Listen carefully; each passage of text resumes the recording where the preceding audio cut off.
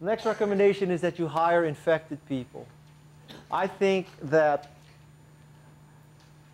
an infected founding team is probably more important than a founding team that on paper has a good background in work experience or education. That people who love the product or service, that's more important than their degrees. It's more important than their work experience. Focus on the people who love the product or service. This means fundamentally you ignore what's irrelevant. And in many cases, education and work experience is irrelevant.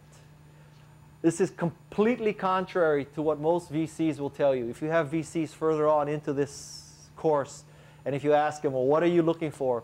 They're going to tell you, and I'll tell you that right now. You can skip that lecture. They're going to say, we want proven teams with proven technology and proven traction.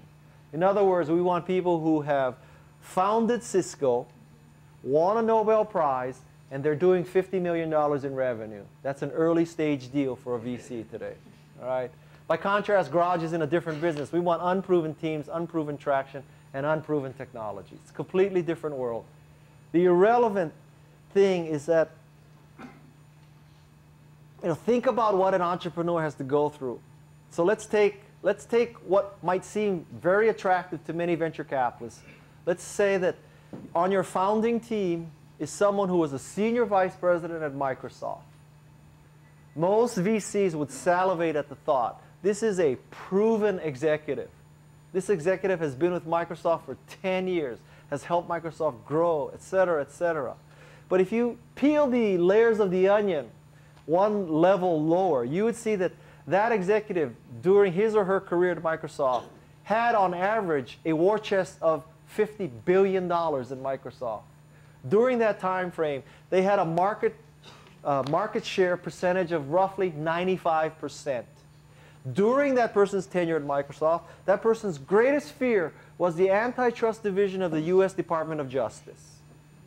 Now you're going to take that proven executive from Microsoft and stick them in a garage with $500,000, zero brand awareness, zero market share. I would make the case that that might not be the ideal hire for you. Okay? Now you may be wondering, why in the world are there diamond rings in this picture? It is because I am living proof of this theory. I graduated from Stanford in a psych degree, as I told you. I attended UC Davis Law School, and when you say you attended a school, it means you didn't finish. I attended 2 weeks, so in fact, I never got started, actually.